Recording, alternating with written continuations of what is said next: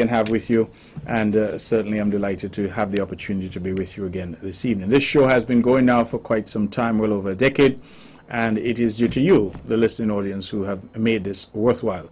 If you see how I'm looking, it's because I haven't yet gone home. I've had a long day today. Just came from a meeting with our taxi drivers, some members of our taxi and tour operators. A testy meeting. You can never go to a meeting with taxi drivers and think it's going to be easy. They're a very challenging group of people. But I think at the end of the day, we are looking forward to that partnership between them and the government. And as I said to them tonight, they're on the front lines. And being on the front lines of our tourism industry, they have to deliver. They have to ensure that their standards are at the very highest. And so I thought the discussion went well given the circumstances, and we look forward to a very robust season this season, both in terms of our cruise ship arrivals and also in terms of our stayover visitors.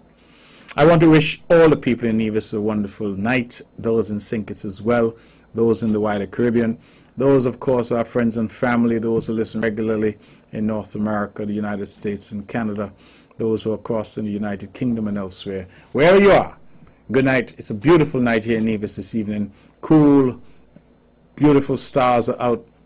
Fantastic night as only Nevis can give you. And we are here, as I say, to hear what you have to say at some point when you open the phones, but also to have a discussion with you.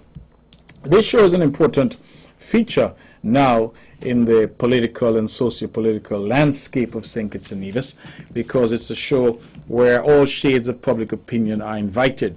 All shades of public opinion are respected and encouraged. I may not agree with you, and you may not agree with me. But I respect your right to have your opinion, and I hope you would respect mine as well. As a Premier of Nevis, certainly I am in the middle of the political discussions back and forth, and so I well understand how that goes. But I will continue, I pledge to do my best, and to do my best to serve not some, but all of Nevis, and to continue to encourage those around me to build the kind of Nevis that all of us could be proud of.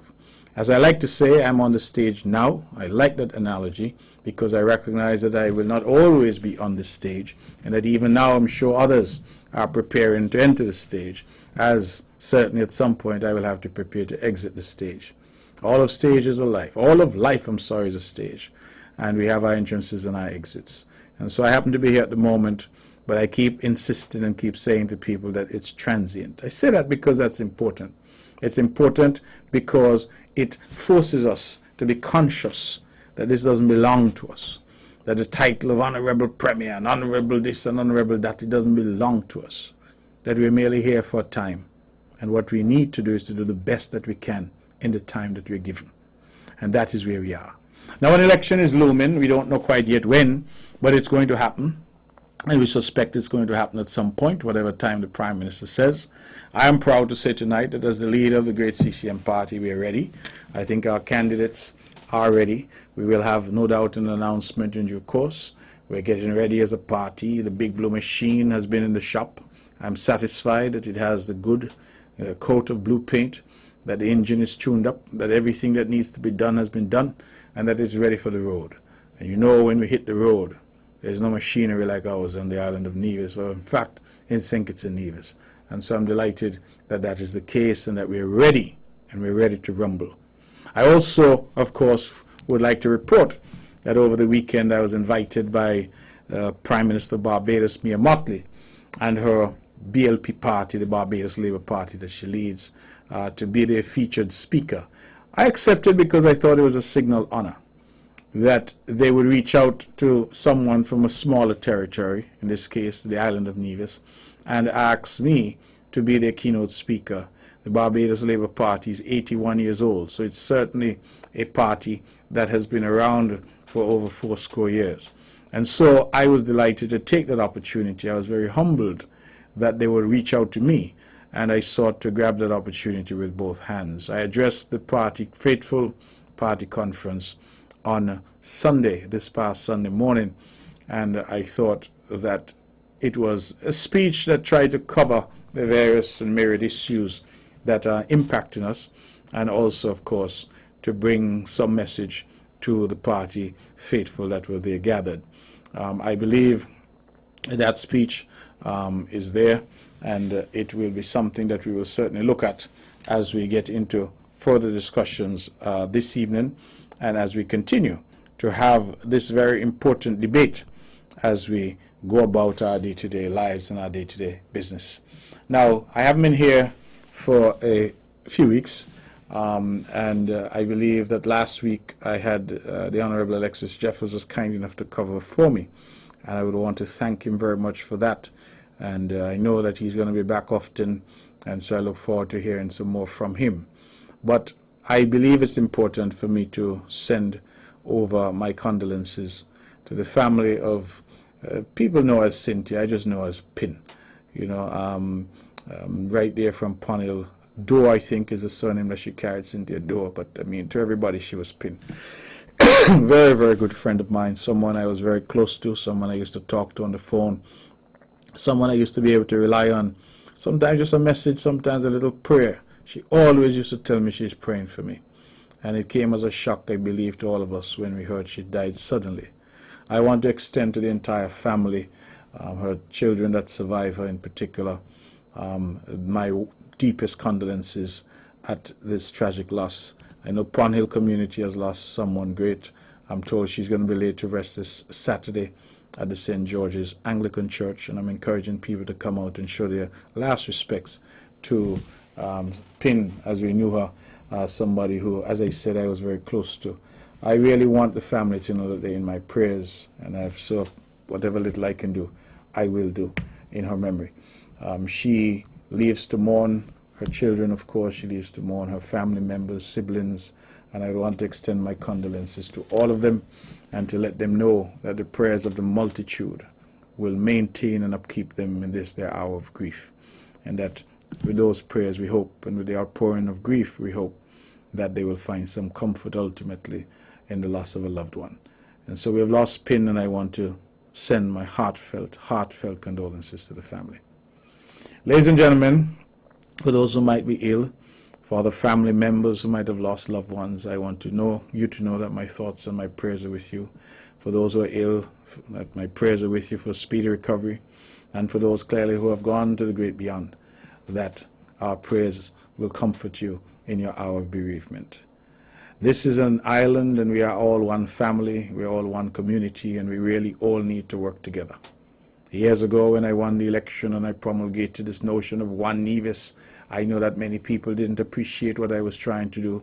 Some didn't agree with what I was trying to do. But what I was trying to do was to set the tone for a different kind of Nevis. Yes, we're going to have our differences. In fact, there's nothing wrong with differences. Nothing is wrong with differences. Yes, sometimes our people are difficult, but nothing is wrong necessarily with that either. We are all different people. We have different ways. But what is important is that we encourage each of our people to do the best that they can, and to ensure that they give of their best in the development of our lovely island of Nevis and our wider country of St. Kitts and Nevis. That is what we are asking for. It is 10 minutes past the hour of 8 o'clock.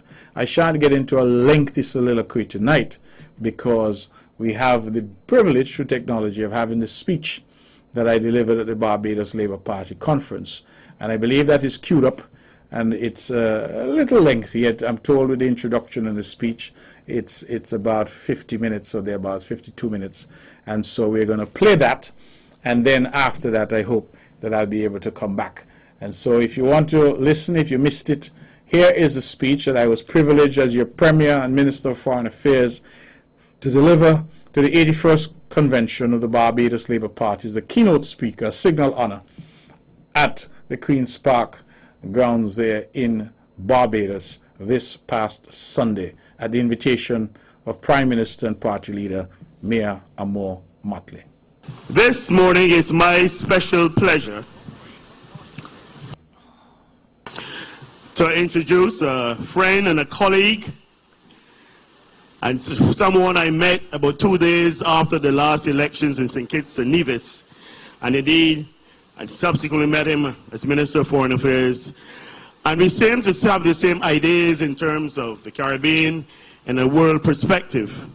Indeed, I remember, and some of you in my age group might also remember, a famous CARICOM leader who once described himself and saying that no one is an island, but I am two.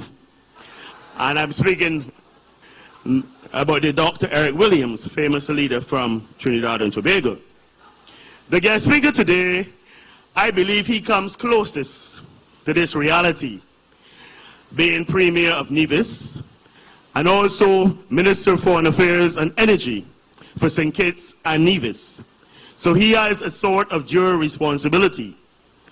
And I'm sure when I'm finished in terms of his bio, that part of which I can summarize, of course, it is so detailed, that you would get a feeling in terms of why I've said that this is the closest thing to no man being an island, but indeed our guest speaker being two. The Honorable Mark Bartley is a lawyer by profession who studied at the University of West Indies at the Cave Hill campus, where he obtained his degree in 1992. And in talking to him, I realized that he probably knows some parts of Barbados that a lot of you might not know or have had the pleasure to visit or participate in activities in those areas. He went on to the Norman Marley School of Law in Jamaica and graduated first of his class, and indeed got a merit award, the fourth of such kind of award that had been awarded in that school up to that time. As a result, he won a Winter Williams Commonwealth Scholarship to attend Oxford University, where he studied civil law. He was called to the St. Kitts Nevis Bar in 1994 and practiced extensively, and was even called to the bar in Grenada, Antigua, Dominica, and indeed has appeared in cases as far as Singapore. However, driven by a love for people and the ability to serve people, he entered politics in 2006, first as a senator. So there's a lot of hope for some of the senators here gathered this morning. He entered as a senator in the Nevis Island Assembly for the then opposition Concerned Citizens Movement, which he is now leading. At that time, he was named deputy leader of the party. But the following year, in that system, he was elected to the federal parliament of St. Kitts and Nevis and became the leader of the opposition there after the untimely death of the Honorable Malcolm Gishard. And he held that post until 2015 when the last elections was held. But Mark Brantley has this quiet disposition and a friendly demeanor, and we see him as easygoing and friendly. But beneath that veneer is a person who has a determination, I don't want to say aggression, who is deliberate, and if he feels that someone or he indeed has been wrong, he will fight with all of his might. And this happened in 2011 when he contested a seat in Nevis elections for the first time.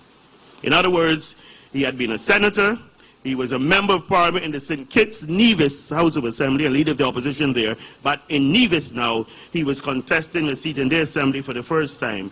He lost by 14 votes, and incidentally, there were 14 rejected ballots. He argued that this had been massive electoral fraud. I don't know if it was massive, 14 votes, but indeed it smelt of electoral fraud. And he engaged and he argued his case, and he won. And eventually, that election result was declared null and void, and a new election was held, which he duly won.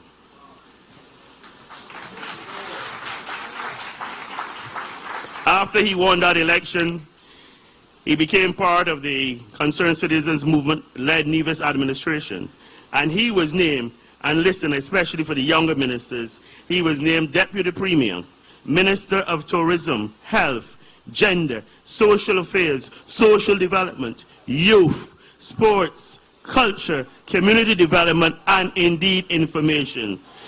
And he obviously took a sabbatical from law at that time. But it just goes to show his devotion and commitment to service at the highest level, something that a lot of us should try and indeed fight to emulate and indeed copy. He, however, continued his efforts in the Federal Association, that is the Parliament of St. Kitts Nevis, and in 2012 he spearheaded a famous motion of no confidence in the then Prime Minister of St. Kitts and Nevis, and I believe all of you are familiar with those ramblings and those trials. There were several constitutional motions which were brought before the courts, and Mark Brantley was successful in every one of them. When the government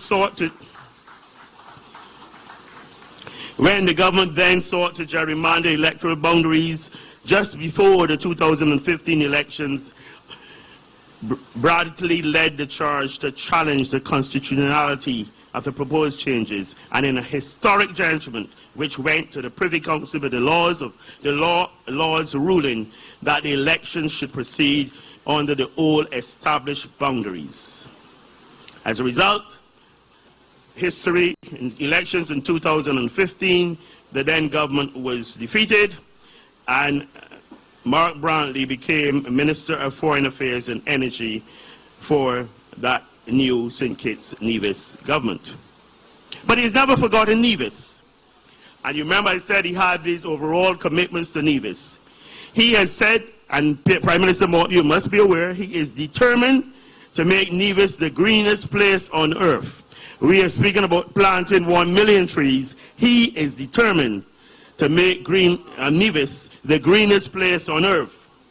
Meanwhile, in terms of energy, he has wasted no time in trying to establish geothermal electricity in Nevis. And indeed, on the international scene, after Hurricane Maria and Irma, their passage, when he spoke at the UN 72nd General Assembly, he became very famous. He spoke in terms of devotion and commitment to the region, and he made a statement that reverberated around the Assembly that the Caribbean countries, because of climate change, were being asked to cash a check that they did not write. He continues to be at the forefront of fighting on behalf of St. Kitts Nevis and indeed the rest of the Caribbean at various international fora. And when I see him at meetings, I know that there's going to be some speaking, because Barbados will speak, Jamaica will speak, and I know that St. Kitts Nevis will speak, all on behalf of, but I should say especially, Barbados and St. Kitts will speak definitely on behalf of CARICOM. He finally became Premier of Nevis on December the 18th, 2018, when he led the concerned citizens movement in Nevis to a 4-1 victory at the polls.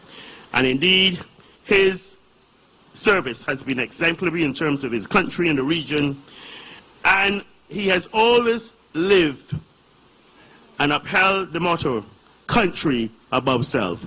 Comrades, I introduce you and I welcome the Honorable Mark Brantley, Premier of Nevis and Minister of Foreign Affairs of St. Kitts and Nevis.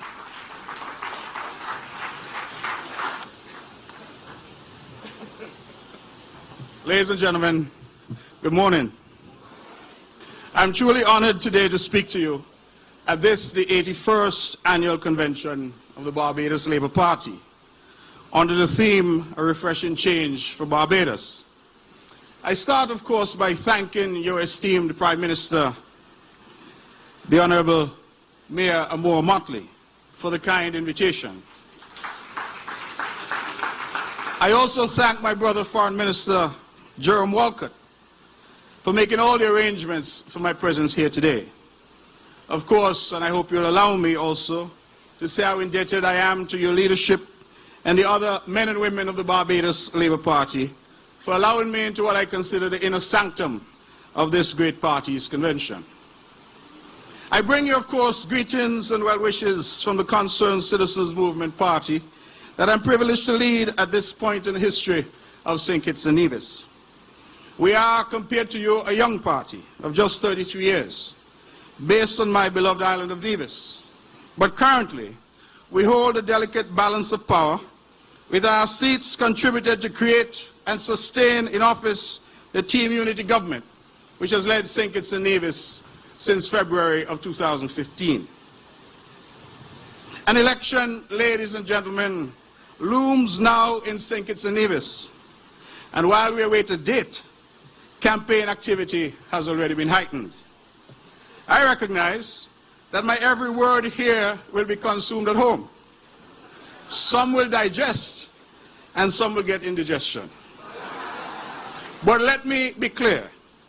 The CCM, like the BLP, will win all the seats that we contest. Just like you, we are in the love business. Let me be even clearer that this party, the Concerned Citizens Movement, has been and shall remain firmly in the role of kingmaker. For all who have ears to hear, let them hear. Now, ladies and gentlemen, at home and in political circles, I have a nickname. They call me the sheriff.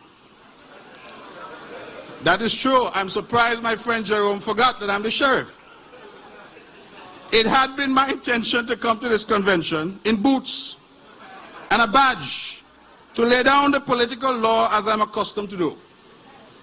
But an advisor whispered to me when I unveiled my grand plan that I should perhaps be more circumspect, since while I might be the sheriff at home, the Barbados Labour Party had someone already charged with laying down the law. And that person, they said, was a marshal. I found myself therefore outranked and decided I would do the best to ensure that I stay on message. I have decided to heed that very sage advice. Now, I confess readily that my presence here today is to some a conundrum of sorts. Since in my own country I have spent a political career fighting against the St. Kitts Nevis Labour Party and its wholly owned subsidiary in Nevis, the Nevis Reformation Party. Indeed, as word spread at home that I was headed here to speak at the BLP convention, social media lit up with allegations that I had switched to red from my usual resplendent blue. I even wore a red pocket square today. I assure those at home that my presence here today has nothing to do with the politics at home. It has instead everything to do with my deep respect and admiration for the history, the work, the commitment, and the stellar leadership of the Barbados Labour Party.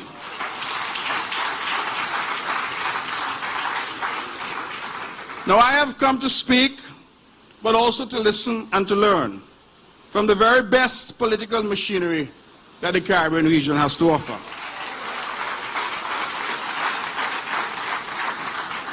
I therefore start by thanking you for giving me this platform and for finding me worthy to share some thoughts with your assembled body today. If over the next several minutes I were to say anything that might cause you to later reflect even for a moment, then I shall be pleased that I would have touched your consciousness in some way.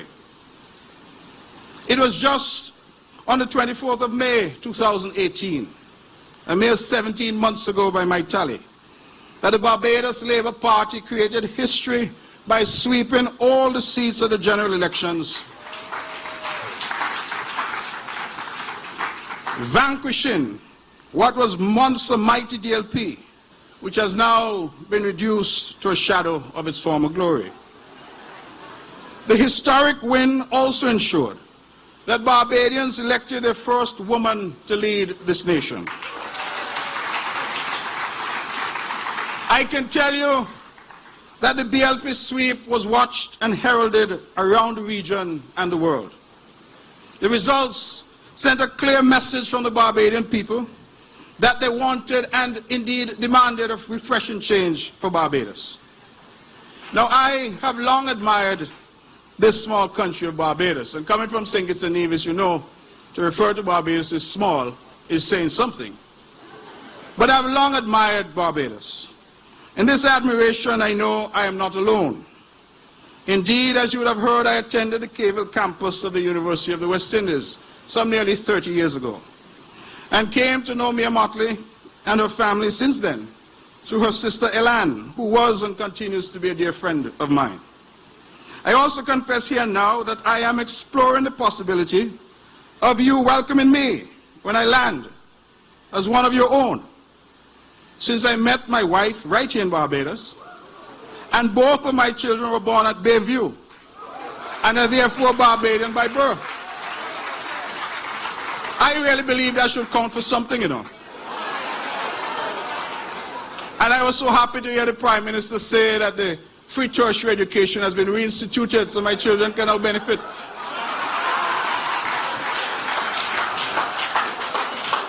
Barbados, ladies and gentlemen, has always been a model of good governance, respect for the rule of law, and the gold standard of democratic rectitude in our Caribbean Sea.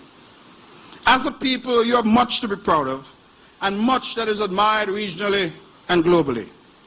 The voice of Barbados is an important voice in our region and in this world that we now inhabit. In this regard, the rich legacy of the Barbados Labour Party, which has endured and prospered for now over 80 years, has contributed significantly to the way in which Barbados is perceived regionally and beyond. Ladies and gentlemen, your convention and the theme chosen for it could not have been more appropriate. We live in a world today that is rapidly evolving. Technology, once something we merely talked about, is now a part of our socio-cultural, economic, and socio-political matrix. Our populations now have information, good and bad, factual and fake, at the touch of their fingertips. Cell phone and internet penetration are at all-time highs and continue to grow in our region. Where the Caribbean Sea once divided us physically and psychologically, technology now allows us to form bridges like never before. News and information and the way we consume information have all been radically transformed.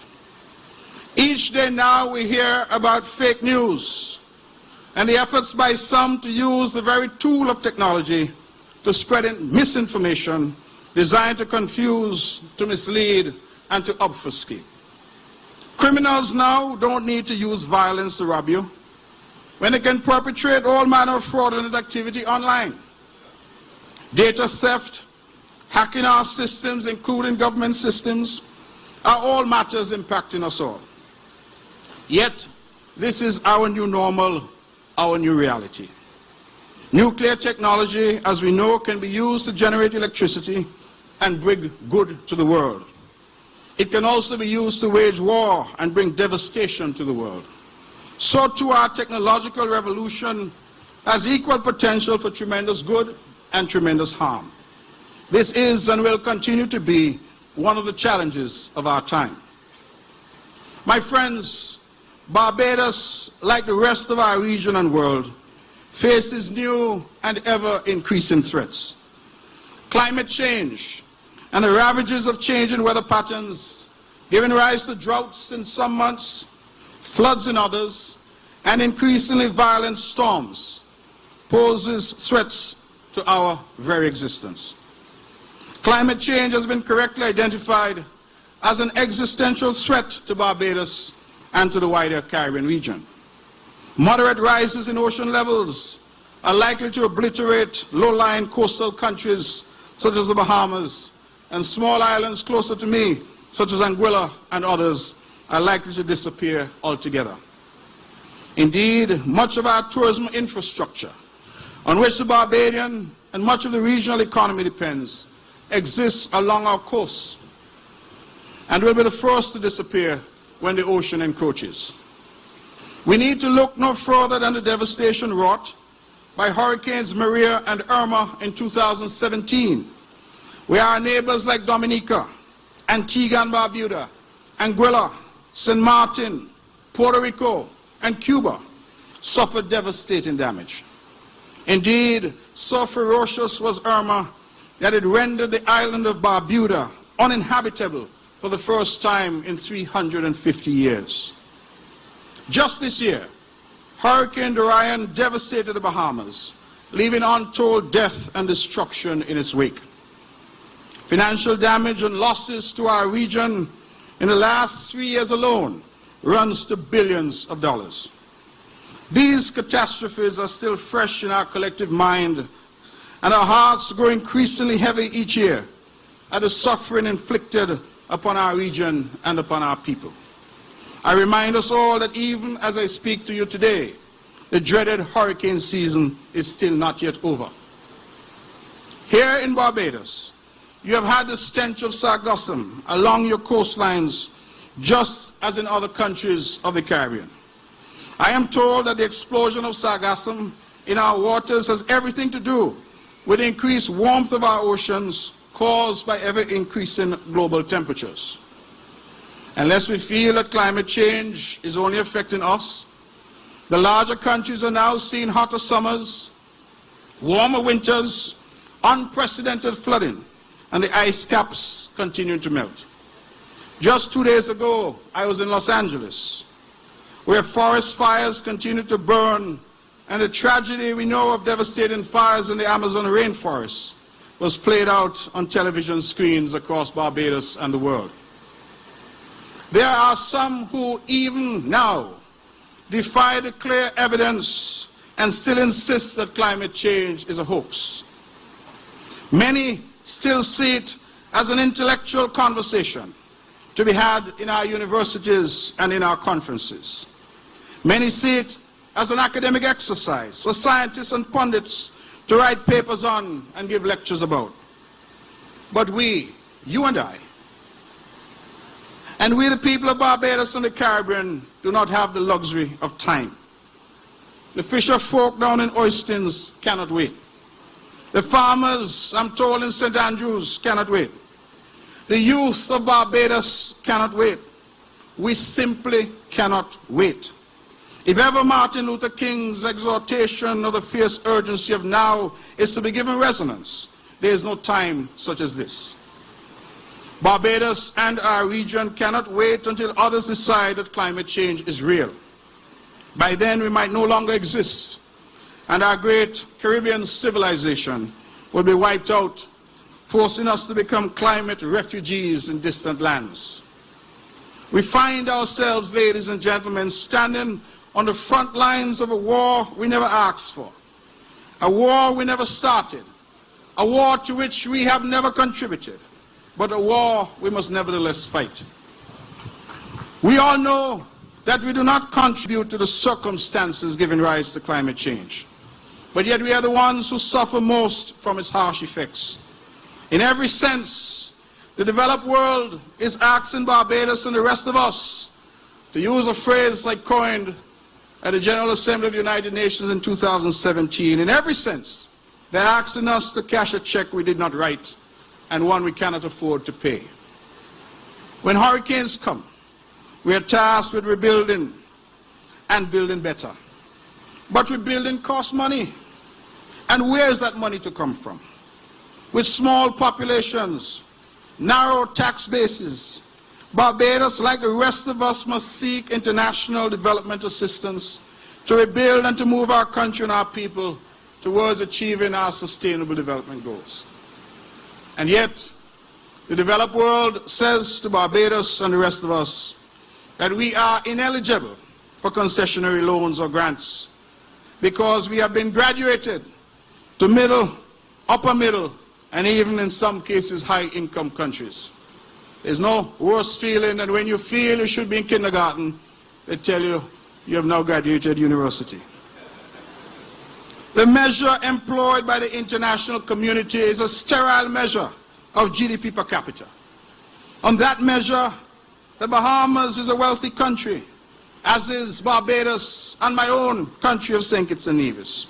But let me ask you, did GDP per capita help the people of Abaco when Hurricane Dorian touched down? Can we really speak of meaningful and sustainable development when all of our gains can be wiped out in a few hours of wind and rain? What does middle income or high income country status mean when our vulnerabilities are so acute? Ladies and gentlemen, we have been advocating and must continue to advocate for a different approach to these forced graduations and their concomitant consequences.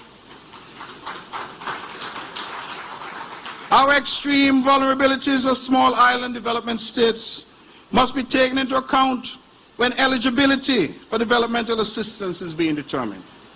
Absent such considerations, our small nations will be forced into a never-ending cycle of borrowing, oftentimes at commercial rates, which ultimately leads to the dreaded debt trap in which so many small nations find themselves. In St. Kitts and Nevis, we know this well, since our debt to GDP ratio once hovered around 200%. The fiscal medicine prescribed was extremely bitter, causing untold hardship to our people. Today, we in St. Kitts Nevis celebrate a reduction of that benchmark debt to GDP to 60% and pledge to reduce it even further. We well understand and commend Barbados for being on a similar downward trajectory. But we know and recognize that the path back to fiscal health is fraught with difficulty and hardship.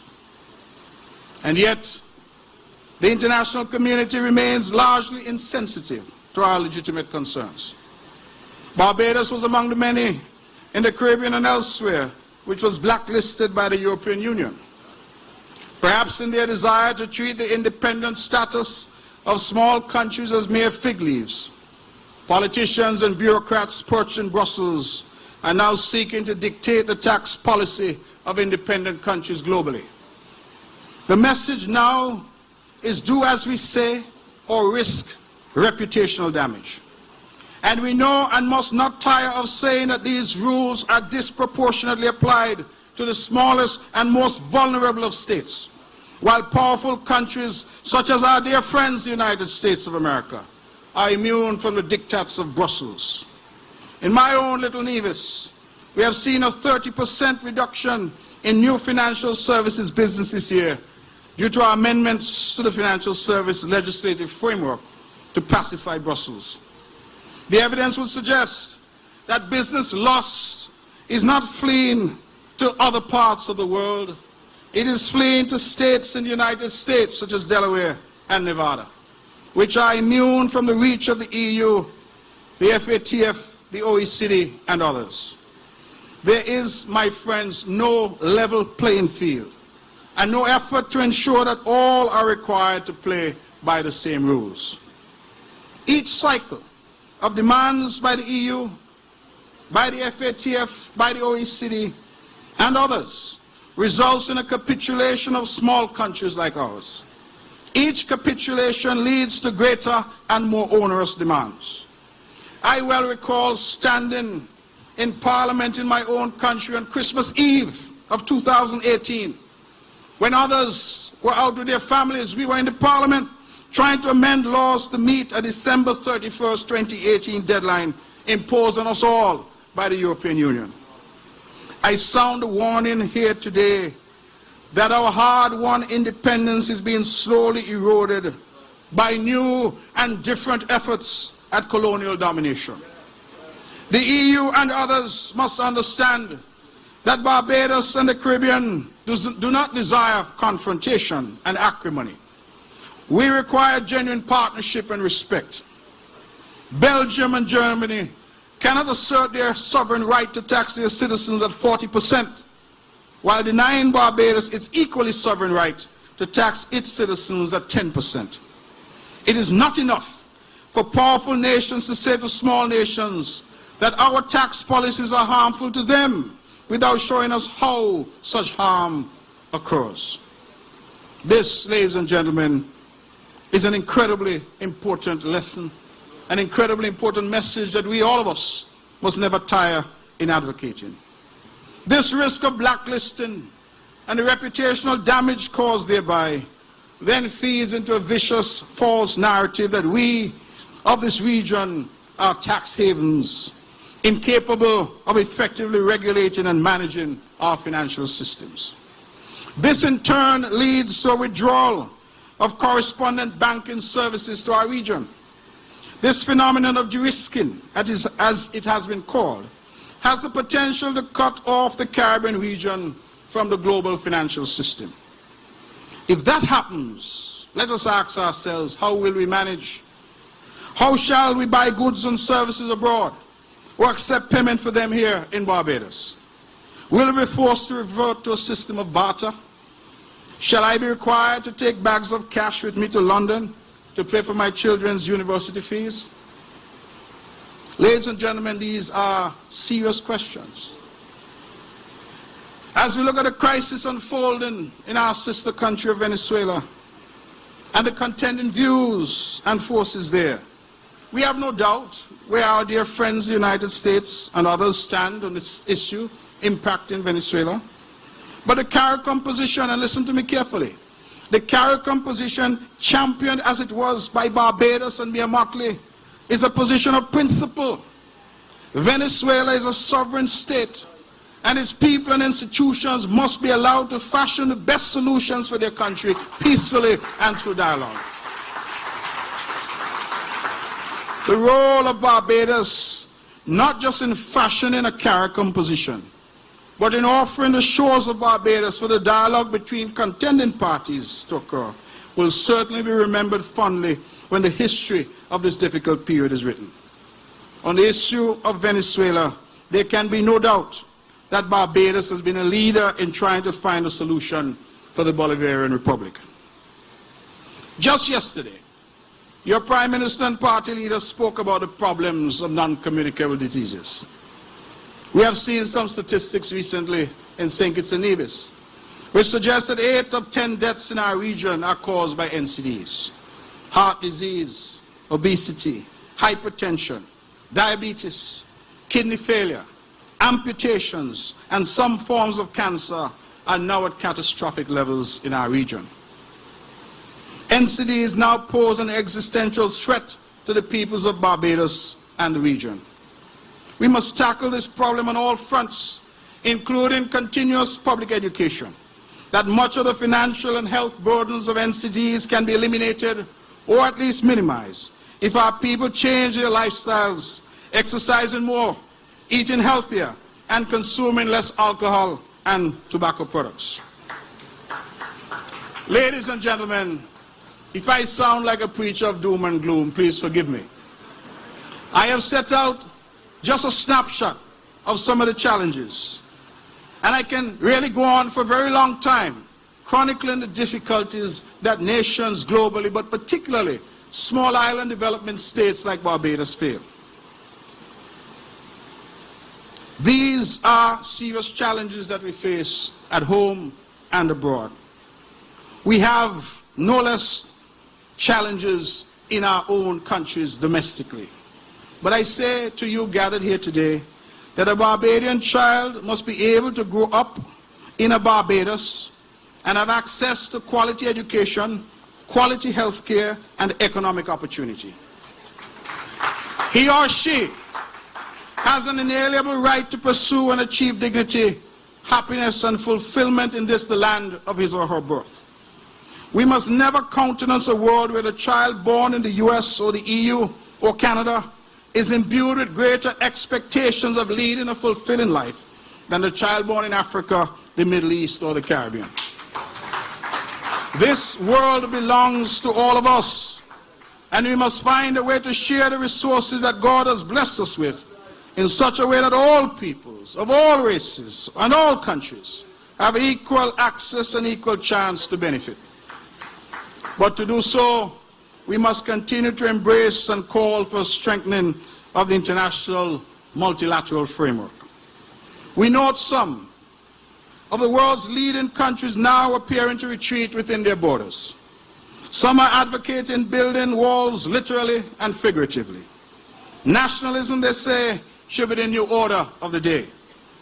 I say to you today that countries such as Barbados and the rest of us in the Caribbean only have a voice because of the multilateral framework that gives the small and the vulnerable the same stage as the rich and the powerful. And while multilateralism doesn't ensure that all voices are equal, it does ensure that our voice is heard. And when we raise our voices together in common cause, we make a sweet symphony which reverberates globally. So it was on apartheid in South Africa, so it is now on climate change. Our voices, when raised together, have become and must continue to be the conscience of the global community. This is why we must, at all costs, continue to demand the inclusion that multilateralism affords. Building walls may serve some narrow political self-interest of the moment, but building bridges, my friends, is an investment in the long-term sustainable development of our region and our world. the hostile international environment, and some of the issues I have set out confront us daily. But we also, as I said, have domestic issues: debt, job creation, economic growth, education, healthcare, our environment, crime, our youth, infrastructural development, housing, and yes, since I'm in Barbados, I must say it, sewage, are all creating domestic issues that Barbados and others face. These issues at home and abroad underscore the real difficulties posed to governments here in Barbados and regionally of managing our countries and creating an environment at home where our people can lead fulfilling lives. Indeed, the nature of our issues are such that there is no longer clear demarcation between international and domestic issues. Blacklisting and de-risking, for example, can destroy any domestic economic gains. Climate change, as we have seen, can destroy our very countries. The dark horse of death, that is NCDs, stalks our populations. And so, my friends, we must confront issues abroad, but we must also confront issues at home. We must fight for Barbados and our region in the international arena, even as we fight for Barbadians in the domestic arena. And the commander-in-chief in such a fight is your Prime Minister and party leader, Mia Amour Motley. I believe then that this brings me full circle to your convention theme of change. Not just ordinary change. In Barbados, you don't seem to want to do things in the ordinary way. You have asked for a refreshing change for Barbados. Let me say that a refreshing change for Barbados that was achieved in May of 2018 also meant a refreshing change for the region. I say this because you must understand that the voice and the leadership of Barbados are critical in the Caribbean region. We all recognize, as Barbadians went to the polls on May 24th, 2018, that change was in the air. As it turned out, the Barbadian people demanded and delivered unprecedented change. They not only changed the government, but by giving Mia Motley and the BLP all 30 seats, they have changed the historical course of politics in Barbados forever. The BLP has triumphed, while others have been vanquished and discarded to the scrap heap of political history. Now, I have seen this change, and since this change, the re-emergence of Barbados to its rightful place of prominence on the regional international stage, under your great leader and Prime Minister, Mia Amour Motley. Let me tell you, and I say this as we say colloquially at home with no water in my mouth, Mia Motley has reignited the passions of the Barbadian people. And she has created in a short time at the helm the type of dialogue and narrative that has captured the attention of the region and the world. I tell you this morning that this woman called Mia Motley is no ordinary leader, you know. She's no ordinary leader. The elements are so combined in her that all of us, even her detractors, must admit that Barbados now has a leader of a special pedigree. A leader that comes along only once in our lifetimes. And let me say this, and I hope I don't get into any trouble for saying so. But unlike he who preceded her, PM Motley does not offer pretty prose for policy, nor does she offer pedantry and pedagogy for substantive practical solutions for the Barbadian people. Her effort is not to sound like Shakespeare or Aristotle. She does not quote Longfellow. Her effort is to sound like herself, as she embodies the dreams and aspirations of the Barbadian people and the great Barbados Labour Party. My friends, I was privileged to sit at the United Nations General Assembly in 2018. I sat there again in 2019 and to listen with the rest of the world speeches of unparalleled oratory from Pierre Motley. Some said that she carried the banner for the Caribbean on that global stage. But I say to you today that she did far more than that. She carried the banner for all small island developing states everywhere. She, like no other, made the developed world stand up and take notice. She articulated our issues with a passion and clarity that had long been missing.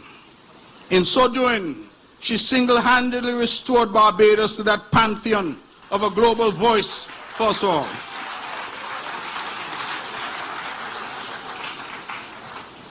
Now, I was privileged to sit in Bastille St. Kitts earlier this year at the CARICOM Heads meeting and again observe the impact of Barbadian leadership on critical regional issues such as the Caribbean single market and economy and the future of regional carriers such as LIAT, which are critical to the advancement of the regional integration process.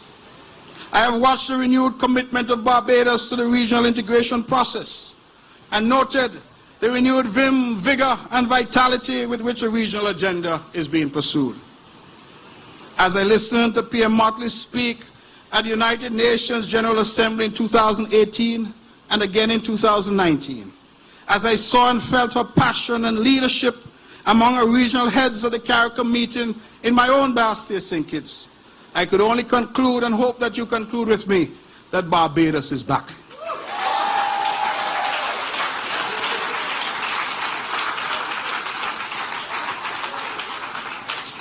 And ladies and gentlemen, it appears that that type of leadership is filtering, I think the good pastor said, to cascade. Big word. It's cascading. The reason why it's cascading, I can say that I happened to be in Romania with a youngster called Kirk. And I said, why Barbados send this little fella to come here to a big people party where big issues are being discussed?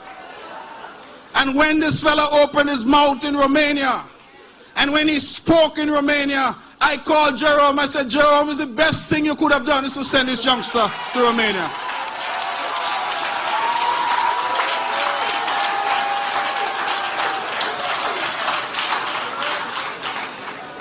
And then when I heard, as I inquired, who Kirk beat in the election, I said, well,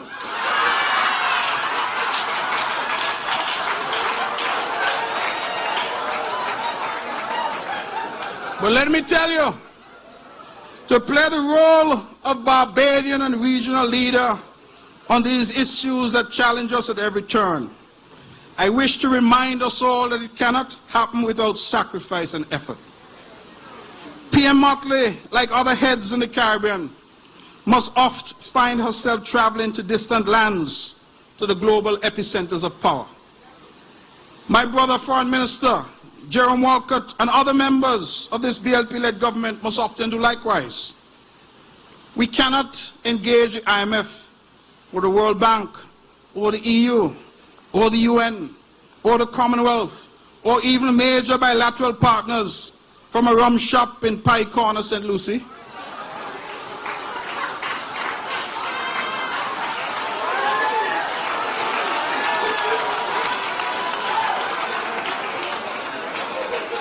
You see, Pierre Motley does not have the luxury of agitating only in Bridgetown for change. Her cabinet colleagues cannot influence the myriad regional and international issues we face from a barber shop in Blackrock. Nay, I say to you today that she and they must agitate equally in the corridors of power abroad. She must lend her voice and the voice of the Barbadian people to the cause of development, not only for Barbados, but for our region. She is your Prime Minister, to be sure, but she is for us a favorite daughter of the Caribbean. A favorite daughter of the Caribbean, of impeccable and unparalleled intellectual pedigree.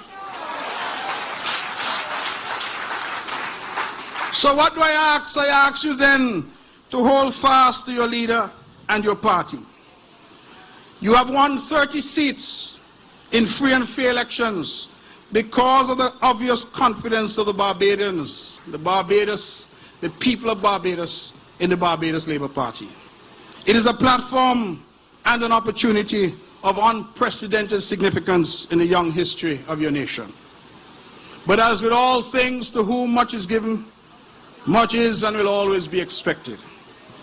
The BLP must never allow complacency to take hold within its ranks. Sometimes success breeds a sense of entitlement and even a contempt for the very process that made such success possible. I say to you today that this BLP is an unstoppable political force for good. As it stands now, and listen to me carefully, as it stands now, the Barbados Labour Party can be beaten, but only the BLP can beat the BLP. Let me say it again. Only the BLP can beat the BLP. As leader of a small but successful political party myself, I understand the dynamics that occur within parties and that managing them can sometimes prove challenging. Managing expectations and sometimes the dangers of naked ambition and lust for position is a constant battle. Managing the desires of party members and supporters, many of which can prove unreasonable, will prove critical. I have seen soldiers who battled in the trenches together turn on each other as a common enemy, having been vanquished, they find new fights to fight. I have heard a chatter where some argue that their greater worth or contribution to the success of the party, that was greater than others. I well understand that everyone wants to sit at the cabinet table, but that might not always be possible at all times. Again, I hope not to get myself in trouble, but perhaps that the good Bishop Atterley understood this. He would not now be on the outside looking in. I understand that everyone will wish to sit at the right hand of the Prime Minister, but that too might not always be possible. We all, you see, have our role to play, and we must all play that role to the best of our abilities. It is the unity of purpose and the value of service to the people of Barbados that will ultimately ensure that the Barbados Labour Party continues for all eternity. In this, you, the supporters, the party members of this great party, also have your role to play. Success does not only depend on the party leadership, but also on your leadership, in your homes and in your communities. It is you who must carry the enduring message of hope and a restoration of dignity and the good name of Barbados to the four corners of your beautiful country. I say to you, therefore, that success can have within it the seeds of failure if you do not manage that success as a team committed to your leader and the core principles of the Barbados Labour Party. There will be a need at times, and even for the most ambitious and able among you, to understand that the cause of the BLP and Barbados is a far greater cause than your individual cause. There will be a need sometimes to subdue individual passions for the better and the greater good of your party and your country. In this regard, at every step, the eyes of Barbadians at home and abroad and the eyes of our region will be upon you. Your success as a party in government is a success of Barbados and the Barbadian people, to be sure. But your success in restoring Barbados to a shining beacon on the hill to which we can all aspire is a success for our region and our world.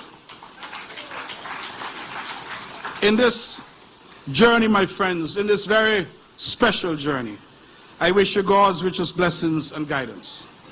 I wish your party leader and Prime Minister the wisdom of Solomon.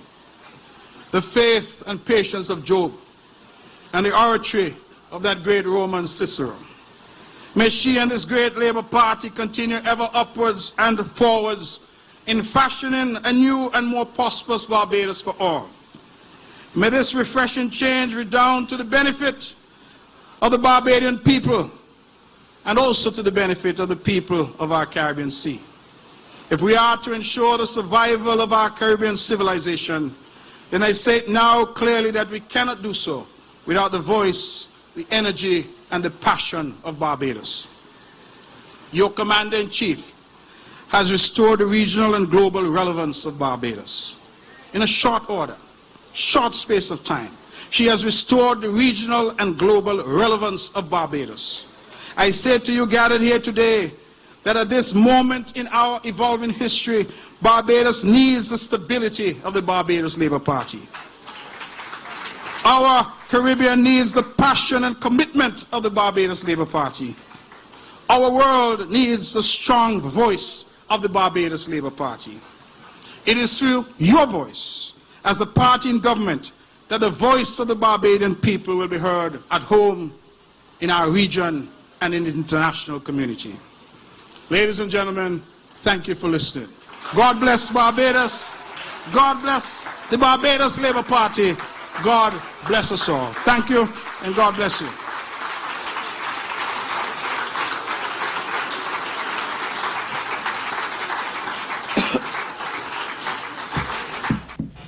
Ladies and gentlemen, thank you for sticking with us. That was my speech delivered on Sunday morning to the Barbados Labour Party.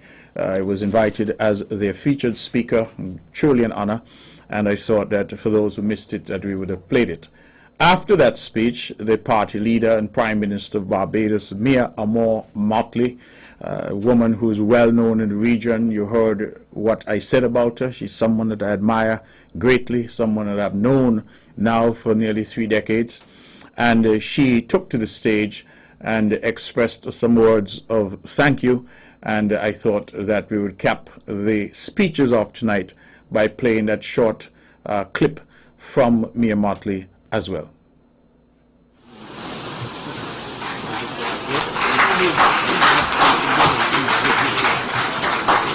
Ladies and gentlemen, good morning. I know that if each of you could come up on this platform now, each of you would want to say that this is one of the finest speakers in the Caribbean.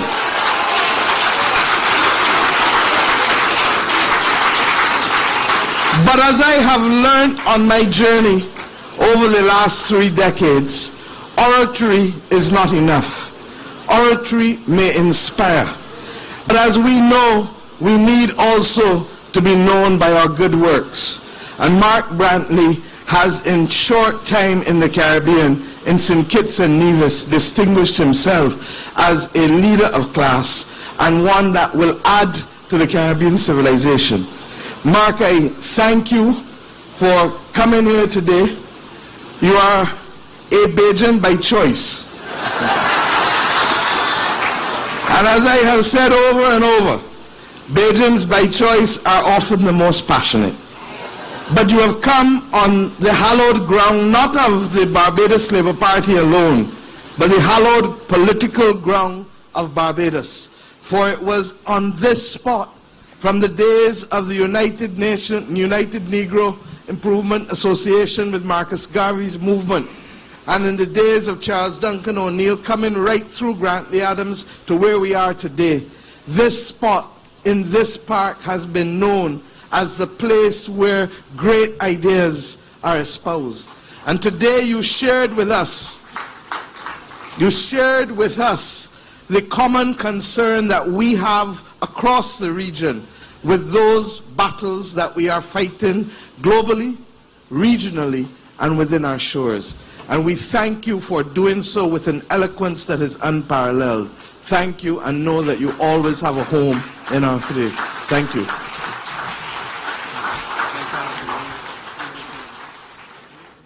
Ladies and gentlemen, so that was Prime Minister of Barbados, the Honorable Mia Amor Motley, speaking after my speech, and giving words of commendation. As I said, a very proud moment for me. I think a very proud moment for CCM, the party that I lead, a very proud moment for Nevis, a very proud moment for St. Kitts and Nevis, an opportunity to go on a regional stage and really to speak to the issues that are common to all of us and the issues that impact us all. The time now is just about 6 minutes past the hour of 9 o'clock. I'm going to open the lines in the event that anybody out there might want to say something about the speech, or for that matter, say something about anything else. The numbers to call are 869-469-1616, 869-469-1700. We will take your calls as soon as the phones light up. We'll go to the phones and take your calls for this evening. For those of you who are just tuning in, this is Mark Brantley, host of On the Mark, straight talk across the Narrows, and we are here every Wednesday night from 8 to 10 p.m. having a discussion on something that we think is of interest to you. Tonight we have taken some time to play my speech that I delivered on Sunday to the Barbados Labour Party. I was a featured speaker there in Barbados, and of course Mayor Motley, Prime Minister Motley's response to that speech, and we have that on the table for those who may want to have a discussion about that. And indeed, if you want to have a discussion about anything else, you're also welcome to be a part of that. Just to advise, as we hope that some people might call, 869-469-1616, 869-469-1700. While we wait, hopefully, for the phones to ring, just to advise that tomorrow, Thursday morning, I have my monthly press conference. The Premier's monthly press conference will happen. And of course, we invite you to tune in and invite also members of the press to come and to ask questions and to be a part of that very important dialogue. One of the things that I've instituted as Premier of Nevis, the first, that every single month we have a press conference, and people may look at it and think that it's not a big deal, but it certainly was never done before. And so that is an opportunity for the press to ask the questions that they want to ask, as we continue to say that we are an open government, we are a transparent government, and that we're not just talking about good governance, we're practicing good governance. Let us therefore go to the phones now and take some calls. Good evening, you're on the mark. Hello? Good evening, Mr. Good evening, Mr. Brantley. Good evening to you. Well said speech, man. The big stage is for big people like you. Only anybody can come close to you like President Obama. Congratulations. Thank you, brother. I really appreciate that. Man. On the concern about overseas voters, I'd like to know what's going on early so that I can know how to really, plan my coming there or what. So well, I'd like to know what's going on early. As you know, a particular bill was put in the House for first reading. That bill would have required a 6-month residency for persons who would want to be on the voters list here.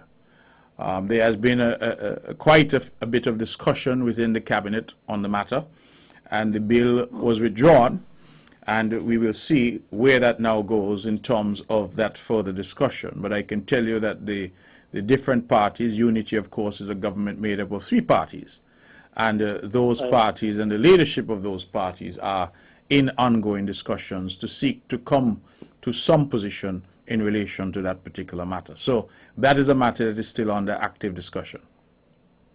Okay, well, I hope when you all come with a solution, the solution will really come in the fear passing of us over here who are truly devoted Nevisians. I understand that. I understand that, my brother. I definitely understand that, and certainly, my advocacy is what it is, and it will continue to be what it is. I think that is important, that we remember that all of our people matter. Yes, man. Hold your head up, hold your hands up. Thank you, brother. God bless. Right now. All right. Let's stick with the phones. It is 11 minutes past the hour of 9 o'clock. Good evening. You're on the mark. Hello. Good evening, Mr. Mark Brantley. Good evening to you. And how are you doing? I'm okay, thank you. Well, I'm back again. Well, let me say I listened to your speech in Barbados. It was an excellent speech. Thank Let's you. move on from there. Now, Mr. Mark Brantley, you can recall before February 15th, 2015 up to back to 2014. You remember we had an issue in this country about motion and no confidence. Do you remember that issue? Yes. Okay. And you remember you fighting vigorously about the motion and no confidence with Douglas. Should have come a long time. It should not take so long on the whole night. Yeah. But Mr. Mark Brantley, let's flip this side now. 2019 we are today. About 2 to 3 weeks ago, I called you on this program concerning the report. You did said that you already hand over the report. Well, I know you won't be able to answer, but the question I'm asking, because I guess you're a part of the unity concept, why is Timothy taking so long to bring this report to the nation? Is the report going to take as long as the motion of confidence? To me, this is more, it is serious, but I don't think it should take that long to come to the nation. We need answers on the report. Just like how you guys will need answers fast and soon concerning emotional confidence. When the politicians are going to stop playing with the people? We need the report. I'm made to understand to also Mr. Mark that they are vigorously going after the person who released the tape. I find that to be very, very dishonest. Why? We see a crime, say something. And I tip my hand off to the person, whoever do that tape, and I hope that the people will stand behind the person who released that tape. Because it was all right to release the tape. Because you see, the politicians of today keep messing with the citizens. Who can we go to? Who can we go to? And the tape is the example. The tape is the example where the people are getting frustrated. And it's unfortunate, but I can't see that the person who released the tape should be vigorously be sorted and not the person who's behind the situation. I find it to be very strange, Mr. Mark Brantley, that the person who released the tape, we think it best to want to go after that person. Mr. Mark Brantley, that is so wrong. Because you guys keep saying, when you see a crime, when you see something, say something. And this is not healthy for the workers and the staff at the airport. It is dangerous. It's a dangerous game we are playing. You have a lovely night. Okay, thank you very much for that. It is now 14 minutes past the hour of 9 o'clock. We're taking your calls at 869-469-1616, 869-469-1700. Let's go back to the phones. Good evening. You're on the mark. Good night, Mr. Brantley. Good night to you. Great speech, great speech. Thank you. I enjoy it. You know, I won't be too long. I just want to ask a question. Why is it when you and the Prime Minister have a press conference, no matter what good you both of you say you did for the country or the Federation, as soon as you finish, as soon as the Prime Minister finished, both of you, all you could hear is negative questions. Negative. No one of the reporters would ever say, well done, you're doing something good for the Federation or for your country. Everything you hear is negative, negative. And most of what they're talking about is things that are made up. And they know it. That is the trouble. They know it. But they still, before they say, good job you're doing for your country, they're going to ask these stupid, negative questions. I don't know why you guys don't get like Douglas and start. Anyway. Well, because Mr. Brantley, yes. question like those, they was afraid to ask Douglas. Definitely afraid. But they know they could ask you and the Prime Minister anything, and you're going to stay calm and cool, calm and calculated. But you it's disgusting to hear the negative things that they're asking you and the Prime Minister. Well, and getting away with it. But you would realize, though, that in a democracy, and we are a thriving democracy, I tell people all the time, with all the chatter about St. Kitts and Nevis, we are a thriving democracy. And I think that these are examples of where our democracy is working. Democracy sometimes is messy. Yeah, I understand that. But yes. people, and particularly people in the media, they want to ask you what they consider to be hard questions. And made up questions, made up stories. Well, a lot of it is that. I mean, I complained just recently because some allegations were made about me. And I said to the media house, well, did you do any fact-checking before you ran the story? And they said, no, the guy made the allegations, so we simply quoted the guy. I said, but that's not enough. because if somebody says 1 + 1 is equal to 4, because they say so, doesn't make it newsworthy.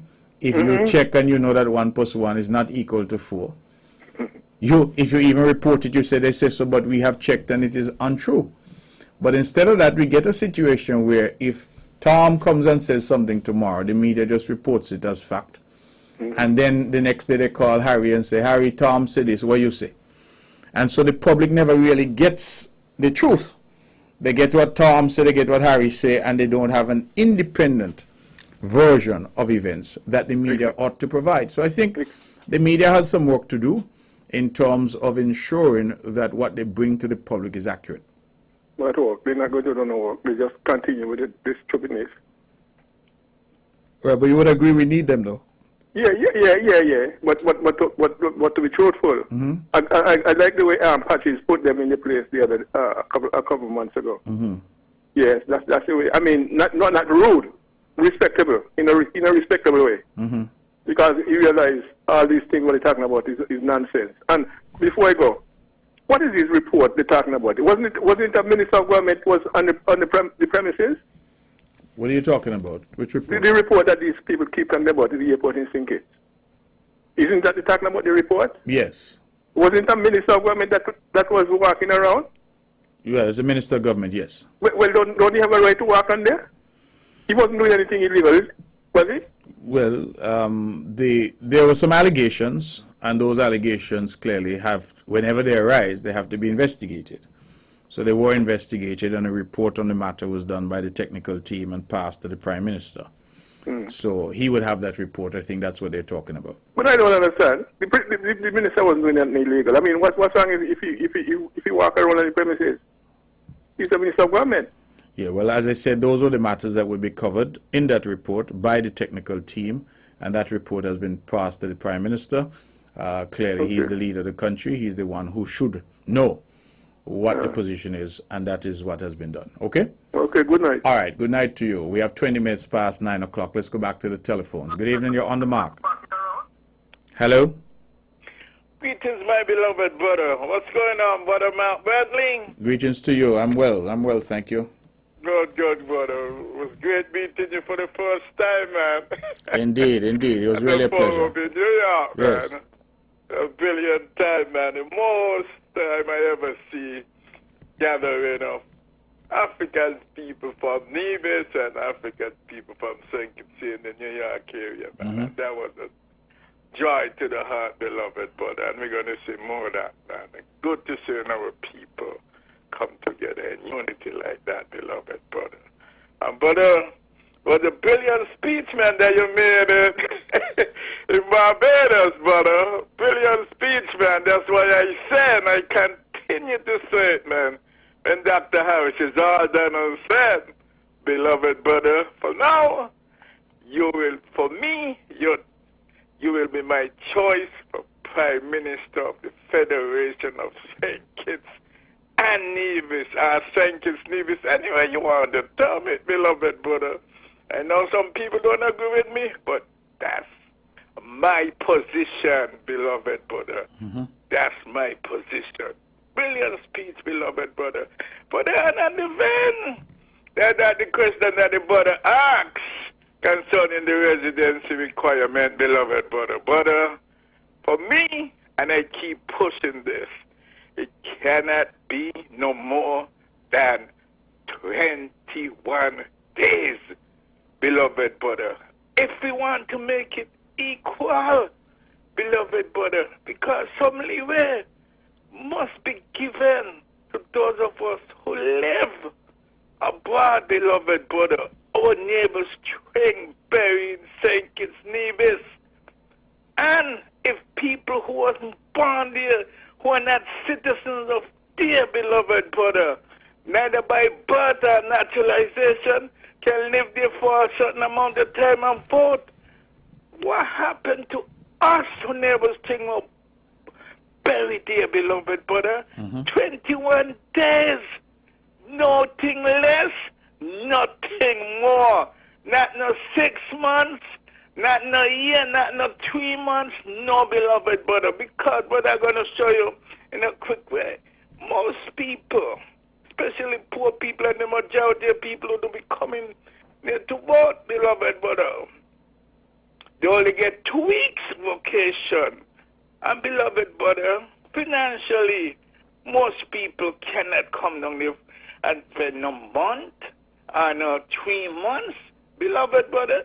If it's 3 weeks, beloved brother, at least you could take some sick days, or you could sacrifice if you don't have the sick days on your job for another week, beloved brother. So, brother, I am saying this administration, and I call on those Prime Minister and those who are advising him, beloved brother, and I'm counting on you also, beloved brother, to push this 21 days residency requirement, beloved brother, because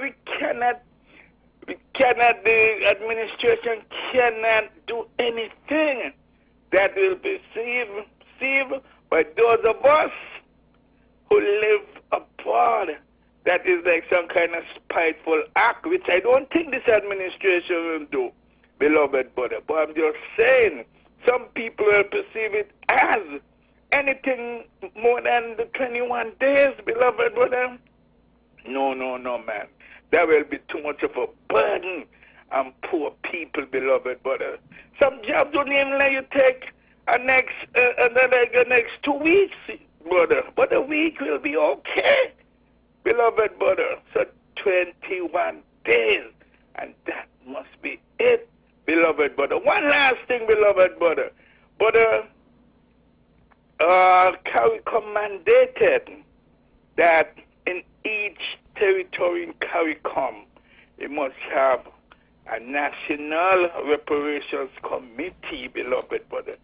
Since this administration take governance, 4 years and counting, beloved brother, there haven't been a national reparation committee in St. Kitts Nevis. And that's a shame and a disgrace, beloved brother. I call things how it is, beloved brother, and I call on this administration, Mr. Prime Minister, and those who are responsible for doing that, set up the committee, man. Set it up. We are a nation, an African nation in terms of our population, 90-something%. Come on, you can't continue in this vein. Not a National Reparation Committee in St. Kitts and Nevis. That's a shame, a dishonor, and a disrespect for the greatness and the great sacrifice, the ultimate sacrifice that our African ancestors had made for us and made us what we are today. Beloved brother, we can't do that, man. We got to set up that reparation committee. But I know someone else wants to speak. Exactly. And my beloved brother, take care. Keep up the great works. Pan-Africanism will perish. One love, beloved. Thank you very much. It is 25 minutes past. We continue to take the calls right here on Vaughan Radio, 869-469-1616, 869-469-1700. Good evening. You're on the mark. Good evening again, Mr. Mark. Yes, good evening. I listened to a caller a couple back. Mr. Mark Brantley, we need to try and educate our people. Mr. Mark Brantley, what is your portfolio at the airport? You're in charge of aviation, I right? have aviation, yes. Good. Mr. Mark Brantley, can you please let the nation know that the Honorable Mark Brantley doesn't have the right to just walk up on the airport and walk up all over the airport? Because the airport is different to the streets. The airport has rules. We have our airport, we can't do it like on our own airport. We need to educate ourselves, and that's the biggest problem. Our people need to educate. Listen to the caller. Patches the minister. He do no wrong. Sir, it does not work like that. Let's explain to the people, Mr. Mark Brantley. Don't let the guy go away with that. You could just, because you're the minister, Mr. Mark, you could just walk up to the airport, walk through security, walk out to the American airline plane, because you're Mark Brantley. We need to educate ourselves. Not even the pilot who fly in the plane, who just walk out to the plane. Not even the pilot who fly down American airline plane, who just come off and walk back on his own plane. It does not work like that. Let's educate our people. Big man, we need to understand the rules of the airport. We need to educate ourselves. Let's not put the politics. When Douglas was the Prime Minister, he couldn't do the same thing either, sir. He has to go through a process. It's a protocol. It's certain things you have to do. It's rules and regulations. Douglas could walk in the government quarters as he like. Timothy could do the same. You can't just walk all over the airport as you like. Let's just educate ourselves. Let's take out the politics. Okay. And the people at the top, Mr. Mark Bradley, need to lead from the front. You cannot be going after the small man, but the people who are in charge of us is not leading. There's too much an incident at the airport with the said minister, and that is fact, Mr. Bradley. You have a lovely night. All right, thank you very much. I would agree with you on one thing, and that is that the airport clearly is a special zone. And as a consequence, it has rules. The international community has promulgated rules. ICAO, the International Civil Aviation Organization, they have rules. We have our own local rules as well. So you're correct in that regard, that the airport is not a free-for-all. It doesn't matter if you're minister, king or queen. You would have to comply with whatever the operating rules are for the airport because of the need for security, particularly after 9/11, when, as we know, airplanes were used to commit those horrible terrorist attacks in the United States, that the rules became even stricter. That is why, for example, you go to the airport, they require you to take off your shoes, they put your bags through scanners, take out all your liquids. All of these kinds of rules were developed in order to enhance safety and security. So I would agree with you to that extent that the airport is not and cannot be a free-for-all. Whether or not the minister, because that appears to be the charge, did anything wrong, as I said and I continue to say, that matter was thoroughly investigated and a report has been sent to the office of the Prime Minister. Beyond that, I cannot say anymore, other than I think, as Minister of Aviation, I and my team have done what is required of us, and we have investigated and reported accordingly. All right, the numbers to call again are 869-469-1616. Let's go straight back to the phones. Good evening, you're on the mark. Good evening, Honorable Mark Brantley. I hope you're doing well this evening, sir. I'm okay, thank you. How can I help? Excellent, excellent speech. By the way, most of the reports I read about Honorable Ian Thatcher's libel said that he went through security, so I'm kind of bewildered as to how he could have breached security if he went through security.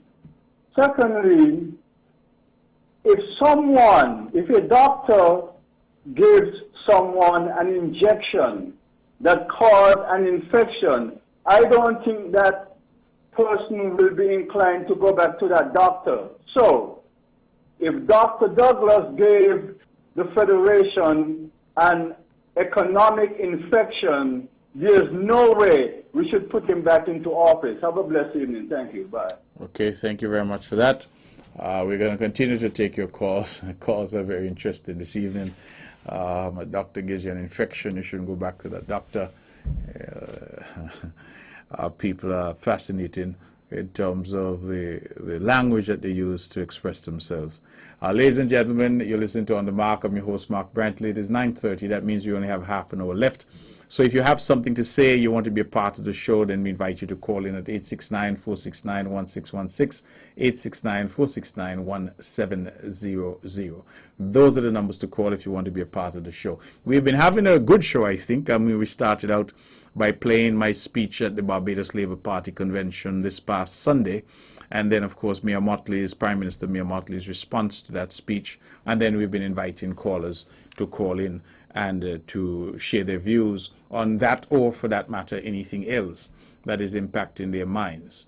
This show is a show that, as I said, comes every Wednesday from 8 to 10. Sometimes I'm not always here, but when I'm not, the other colleagues would chip in and be a part of it. And last week, Alexis Jeffers, the Honorable Alexis Jeffers, the Deputy Premier of Nevis, was the host of the show. At other occasions, we've had the Honorable Eric Evelyn. We've had, of course, the Honorable Troy Liebert, who's a regular, and he has been hosting the show in my absence for many years. Sometimes, in fact, he's here with me. And so we've had that type of camaraderie and that type of effort being put in to keep this show alive and to keep it going and to ensure that people have a platform that they can call and express their views. We continue to take your calls, and so we go back to the phones and say good evening, you're on the mark. Mr. Mark Brantley, can you go to a security checkpoint and breach security? Hello? Yes. Oh, can you go to a security checkpoint and breach security? It all depends on what the security protocols are. Thank you very much. Right? So Give it again. That's whatever what I'm the saying. protocols are, those are what are relevant. Again, Mark, let us educate our people. If somebody being checked at a security checkpoint, you can't go past the person. That's one, standard. There's a scanner, you must wait behind the scanner. That's two. If you're being escorted, you can't leave the escortee. That's three. You must stop and show your ID. That's four. And if you beep and the scanner go off, you must be checked. You have a lovely night, Mr. Mark Bradley. All right. Thank you very much. You sound like an encyclopedia when it comes to matters of security. So I don't speak to that. As I said, I know that people continue to try to draw me into this debate and draw me out. I feel that as Minister of Aviation, I've done my part, and I have done what I needed to do, and my team has done what they needed to do. And no amount of additional questioning and conversation on it with me is going to cause me to say anything more than I've said. I've tried to make it clear that the matter now is with the Prime Minister of the country, and it is for the Prime Minister to make a determination as to what he chooses to say on it. And that is as far as I'm prepared to go. So this matter, I don't know that it needs to detain us any longer. People can talk, they can speculate, they can say what they will. But as far as I'm concerned, in an official capacity, I've done what I said I would do, which is to investigate and to report. And that has been done, and the Prime Minister now is seized with all the information that I had and all the information that my team has put together in relation to that particular matter. We have about 26 or so minutes left, and so we continue to invite your calls on 869-469-1616, 869-469-1700. While we wait for the phones to ring, I just wanted to thank the people of Barbados. I will tell you the hospitality extended to me by the Barbados Labour Party and by the people of Barbados generally was simply fantastic. I was in an area called Whole Town, that's where I stayed, and the area there was really fantastic. The nightlife, the activities. Barbados is really a very special place. Of course, I would have gone to school there as a university student. I have very fond memories. I said it in the speech. I met my wife there. My wife now of many, many years. We just celebrated 25 years in terms of a marriage, but we've been together for 30 years. Yes, I know what you're thinking. She was 4 when we met and I was 5. So, you know, that is why we could have celebrated such a long time, 30 years together already. So the truth is that we have Barbados holds that special place, friends that I would have had for all these years, people that I would have met there. You know, Cave Hill in those days was a melting pot. You had Trinis, you had Bahamians, you had Grenadians and Dominicans and Lucians. You had everybody there. And I think you made friends. And I think that is one of the critical things about our region. And many sometimes do not quite grasp the extent to which the University of the West Indies plays such a critical role in regional integration, because it does. I can land now in any country, any island in the Caribbean, not just the countries, because I could land in Montserrat and Anguilla too. I could land in Turks and BVI, and I would know somebody who I went to school with. I mean, that is really incredible. And you know, it's interesting because I happened to be in Senegal, in Dakar, a few years ago. And when I was there, I went to a particular place where I was speaking. And on the walls, they had portraits of Marcus Garvey, of Bob Marley, and people like that. And I questioned, I said, well, how is it you have these people from the Caribbean? And one of the persons organizing this particular conference said to me that I must understand that Caribbean thinking, Caribbean literature, Caribbean music, and Caribbean intellectuals, they had such an influence on Africa and the emergence of independent countries in Africa. Many of the post-colonial leaders in Africa went to the same schools in London and elsewhere as Caribbean leaders of that era. And it was a sort of infusion where they influenced, encouraged, and emboldened each other and their ideas and their culture. It was a beautiful thing. Now that is hardly the case because, of course, Africa has developed. They have their own universities. The West Indies has done the same. So we're no longer going to a central place, and the relationships and the friendships that hitherto existed have now not happened. And so that is important. But the phones are ringing. Let me go back to the phones. Good evening. You're on the mark. Good evening, Mr. Brantley. Good evening to you. Yes. Nice speech in Barbados. It seemed that you were very comfortable on a Labour platform, even more so than one here. Well, the one here wouldn't see me, but the one in Barbados, they tend to be the one in Barbados to be people of privilege, character, people of good manners, people who and you said the one here not like that? No one understand good leadership. I don't think Mia Motley would ever say she bad from she born, and I don't believe she would ever say that she's 10 man in one. Mr. Bradley, yes. you know our politics, you know that every politician here have said things that they regret. They just lack the discipline on when they campaign. That's what you call it, okay. Yeah, well, you know that. You Okay. pick your favorite politician, and I could tell you something outrageous that they said. Mark Brantley. But be that as it may. Mark Brantley. Mark Brantley? Yes. I'll have to research that. Hi, my friend. Go ahead. What's up? Uh-huh. Yeah, but you were certainly in your element in Barbados. One stat, though, that I noticed that you quoted was kind of disingenuous in the sense that you said that our debt to GDP ratio hovered around 200%, and gave the impression that the government brought it down to where it is now. I think when Unity took office, it was around 80% or something like that. Okay, certainly a 20-point reduction is nothing compared to going from 200% to 80. But of course, politicians don't like to be magnanimous. I want to suggest to you that if Her Majesty's loyal opposition does not hold the government accountable, they will be failing in their role. So if the opposition makes an accusation, whether of impropriety or excessive traveling, of course that's newsworthy. And the government cannot just dismiss the allegation or accusation out of hand, or worse, it should not just ignore them. One of the things that this administration is not known for is transparency and openness. The Prime Minister frequently quotes the World Justice Project, that international watchdog group. And he frequently points out that we have done well in certain aspects of that report, but there are two areas that we fall down on. We are almost dead last out of 30 Latin American and Caribbean countries when it comes to the area of openness in government.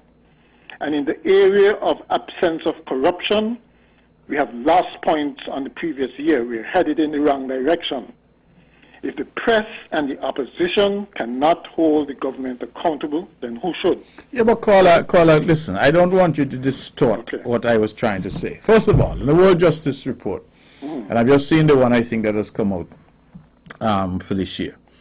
And yes, you may have lost ground, as you say, but I think at the end of the day, it's like when I went to school, I tried to be first in my class. You did 9 subjects, you had 9 exams. If you scored 90% in English, but you only scored 70% in math, Great. It could be that somebody who scored 85% in everything emerged first in class. The bottom line is that highs and lows, these things are going to look and see and say, what is the overall standing of the country? No, And the overall, wait, let me finish. The overall standing of St. Kitts and Nevis in the entire world, I believe, was 29. I believe that is what it was. Right. And only Barbados, by 1 point, was higher. Everybody else in the Caribbean region was lower than us in terms of their standing, was worse off than we were. So I am not suggesting that it is some of a panacea, and once we get that, it means that we don't have any more work to do. Of course, it's an ongoing work. I would like us to be number one.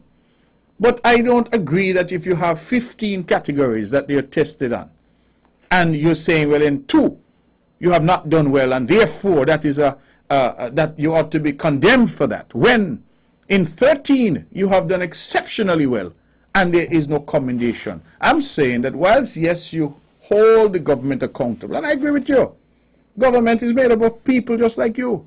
Mistakes will be made. Some of them going to have bad attitudes. We're people, we're human beings with all the frailties of the human condition. But my point is that let us in our public discourse seek to be fair. And if it is you're going to say that in 2 areas St. Kitts Nevis has fallen down, well, clearly we have not fallen down so much, because we're still second in all the Caribbean and 29th in the world. And that, I think, has to mean something for all of us, wherever we stand in terms of our own politics. All right. Now, one last point. Okay, one last point, just before you go. You're gone. In relation to the media, there is no greater friend of the media in government than I. And I say that with no water in my mouth. I actually cultivate the media. I quote the media because I think that the media is important. You think I'm on here tonight because I don't have anything else that I could be doing? I have not seen my home. I have not eaten a thing for the day. Right? I would like to be home, but I am here because I think this is an important part of what we do.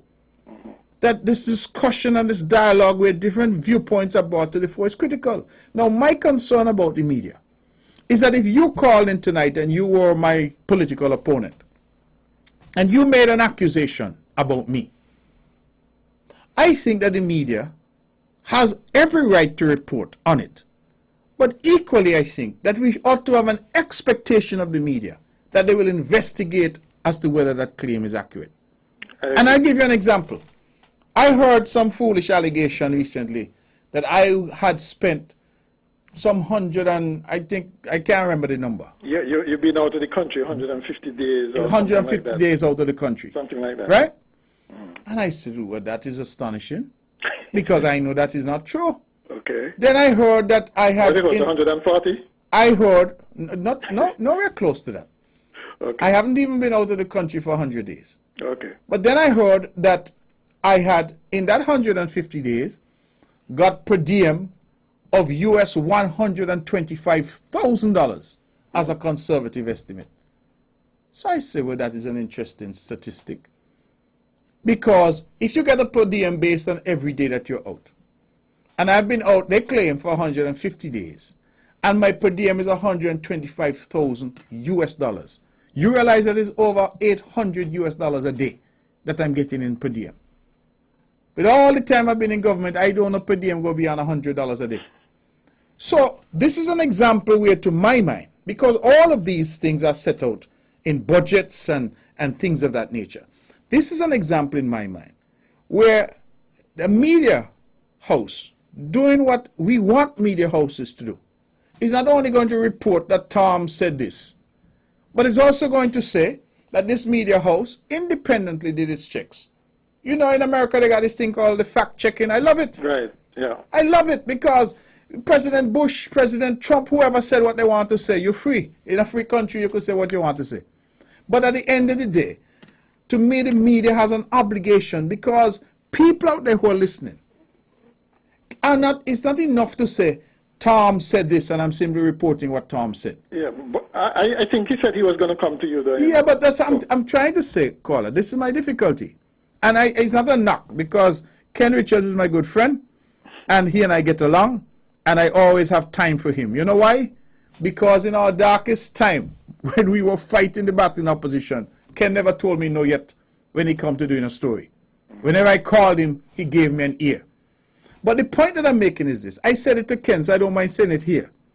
I said, Ken, before you ran the story, did you check it for yourself?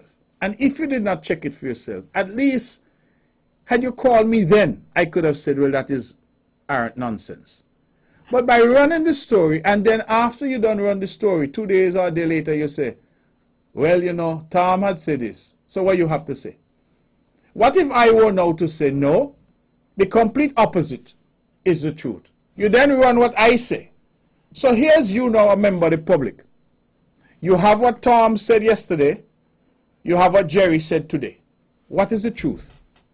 And that is the difficulty that I have. Well, you see, though, Mr. Brantley. Yes. Why I'm not sorry, I don't have much sympathy for you all, right?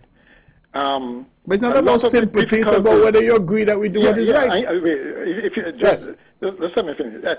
And by the way, that World Justice Report, project report, it was very specific, and I was relating it to this particular incident, right? Because a lot of the difficulties we have is due to the fact that this government is nothing but open and transparent, okay? Right? If it were, then Ken Richards, I don't think, would have just taken the opposition's word for it. He would have access to information, like the freedom of information that you promised. That call it as a cop-out. Don't tell me that a simple question of how much do ministers get as a per diem when they travel. What's that, a secret? You'd be surprised at the things we have a secret here. No, caller. That one you can't disguise. Okay. You have too many. Let me give you an example. Yes. You gave an example. Let me give you an example. Yes. In the matter of the airport. Now, I know you may want to wash your hands of it. Okay? It's gone over to the Prime Minister. But how would you have recommended that it be handled? Would you have recommended? Would you have released the report, for instance? Okay, would you discipline, would you at least make the public confident that if necessary, you would have disciplined those who were involved? Because we know, that a lowly security officer who seemed to have been just doing her job, seemed to have been initially ostracized and transferred somewhere else in the department, simply for doing her job. Mm-hmm. Okay, and it's when you have those kinds of things, right? That is what I talk about: transparency and openness. Why would something like that be held a secret? Jeez, man, what's the national security thing involved there? Yeah, well, caller, that is would you have handled it differently? That's what I'm asking. That to me is an entirely different discussion. And I understand that there will be cases when information might be difficult to find. I'm not seeking to resile from that. That is why we have passed freedom of information legislation in both Nevis and St. Kitts. And that is why we are working to operationalize that legislation. Because I agree, and members of the public need access to information. I'm simply saying, however, that some information is not of that nature. Some information, if you want, for example, to know what that contract provides and who the contract is with and all that, I could understand you making the argument, oh, that is not in the public domain. Mm. But things like how much is per diem.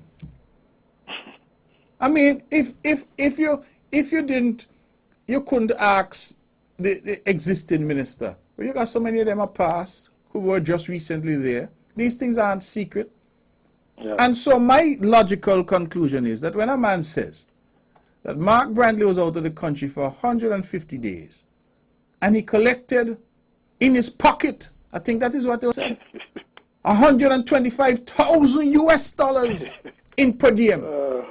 Them kind of thing there, and I know it's an exaggeration. Well, Culturama gone, but Culturama gone. Carnival coming, so again maybe the clowns have come out early. It's an exaggeration to make you give us the exact amount. Oh, that is the way it works? Because if the clowns have come out early, then when the statement was made, I think the media should have had a laughing emoji or something after it to say, well, this is arrant and abject nonsense. But that is what, so you're right, the government has a responsibility. I'm not going to resile from that. The opposition, perhaps less so. Although they do have a responsibility, because we understand oppositions will be opposition. But the media is something that all of us should have confidence in.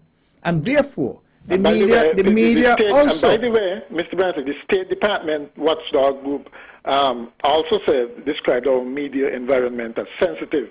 So it is not that the media is operating in a real welcoming. I agree that you're more accessible than most, but believe you me, the media gets some stick from other ministers when they don't. But they listen, don't the like media is not immune from stick, you know. The media is not immune from stick. All I'm saying is that the media, unjustified stick. media That's what I mean. professionals should ensure that what they put out to the public is factual. That is all I'm saying. That when a claim is made, rather than reporting it as news, they also fact check that claim. Yes. That is all. So it's a simple point. So all I'm saying is, in order to get to the kind of society that we need and the kind of modern democracy that we all deserve and I think desire, that the government has its role to play, the opposition has its role to play, and the media, to my mind, is the watchdog in the middle. The so-called fourth estate, as they say. Right. And a strong media, a robust media, that brings accurate information to the public is more powerful, in my view, than any government, any opposition, any political force. Because that media is important. It is a pillar that we should be able to rely on. And that is why I hope the other ministers share your views on the. Well, I don't know about other ministers. I'm speaking for me. And I speak for me and the party that I am privileged to lead at this point in time. And the government that I'm privileged to lead at this point in time. When I say that the media has its role to play, tomorrow I'm going to do the press conference. I hope all the media houses come. My only problem sometimes is that not enough of them come. So the thing finished quicker than I would like it to finish. Okay. But that is, I think, what we ought to try to achieve. Yeah. All right? Okay. Okay, and I hope you like the speech. First compliment you ever give me, so thank you. Tonight Come is a good on. night. Come on. All right. Thank you very much. 6 minutes to the hour of 10 o'clock. We're going to take maybe one more call if we have it. Possibly two. 869-469-1616 and 1700. I was making a point about the University of the West Indies and the regional integration process that it serves. And that really has been one of my concerns. As we seek to expand, quite a proper objective in expanding the opportunity for more of our people to get access to university education. We're seeing more and more of the open campus. We're seeing more and more of new campuses being developed. I think in Antigua we're going to have a fourth campus of the University of the West Indies. The open campus has been expanded. You have people here in Nevis now with degrees who have never left Nevis, and that has its advantages. But those people who have degrees here who have never left Nevis, they can't tell you what it's like to go Baxter's Road on a Friday night and get flying fish. They can't tell you what it's like to go someplace in Trinidad and get shark and bake. They can't tell you what it's like to go in Kingston, Jamaica, to go to one of them nightclubs. Well, in my day, you had places like Mingles, and what it's like to eat bami. You know? I mean, those are the things that you have to think about. Steam bami, fish, go to Hellshire, cross the causeway, go over to Marius by the Sea over in Port Royal. These are things that build the Caribbean integration process. And so, while you're serving one purpose in affording more people a university degree, you are doing that at the expense of the regional integration, the friendships, and the people-to-people contact that we have depended on for so long. And so that is why I am so happy I went to UWI. Because, as I said, Belize, Guyana, you name it, Jamaica, Bahamas, wherever I land in the region, I know people who I went to school with at UWI. And that is important. You know, I mentioned being in Dakar in Senegal. I was in Japan, in Tokyo, last week, and I was privileged to attend the enthronement ceremony of the new emperor. And 183 countries were present. The idea was really for people, allies of Japan, to show their goodwill and their respect to be there for such an auspicious occasion. and somebody who, by happenstance, I've become, I hope I'm not being too presumptuous, but I would say I've become friends with, is President Uhuru Kenyatta of Kenya, the son of the famous Jomo Kenyatta. And I have so much admiration for President Kenyatta. You know, God works in mysterious ways. I was privileged to be a part of our Prime Minister's delegation to the Commonwealth Heads of Government meeting in Malta. I believe that was 2016, if memory serves. And when in Malta, I attended a breakfast session, one of the sessions. And there was a vacant chair next to me. And President Uhuru Kenyatta of Kenya came and sat in the chair next to me. And he and I struck up a conversation right there at that breakfast meeting. And as a consequence of that conversation, I told him that we wanted to have closer relations with Kenya. I said St. Kitts and Nevis should have visa-free access to Kenya. We should have diplomatic relations with Kenya. He called his foreign minister over immediately. And he said, I want to have this done. And by the time we got to the UN in September that year, his foreign minister then, a lady, I forget her name at the moment, but she and I signed visa waiver and all that for St. Kitts Nevis and Kenya. And I thought to myself, here's a leader that straightforward, down to earth, had no trappings about him, and was a man of his word. By coincidence, we ran into each other again 2 years later at the Commonwealth Heads in London. And again, we had the opportunity to chat. And I said to him, my friend, at this point, the negotiations for the post-Cotonou arrangement, the special arrangement with the European Union, for the African, Caribbean, and Pacific nations was happening. And I said to him that we needed Africa and the Caribbean to hold hands and stick together on this. And he said yes, he would mobilize. And I saw him now in Tokyo, and we had a long chat. And one of the things he said to me, that Africa must never forget that it is the Caribbean, in terms of that intellectual and philosophical leadership that the Caribbean provided, that motivated so many in Africa, including his own father, to be part of that post-colonial era that is now seeing Africa emerging as a powerhouse in terms of the region and the world. Ladies and gentlemen, the band has struck up. I was just getting into my stride, but it looks like my stride has come too late. I want to thank all who called, all who listened, and to say to you, please join me for my press conference tomorrow. It will be broadcast right here on Vaughan Radio. And this show, I believe, should be rebroadcast tomorrow as well at 1 p.m. That's our show for this evening. It's been a long day for me, but what better way to end my day than being here with you, the people that I love. Thank you, good night, and God bless you.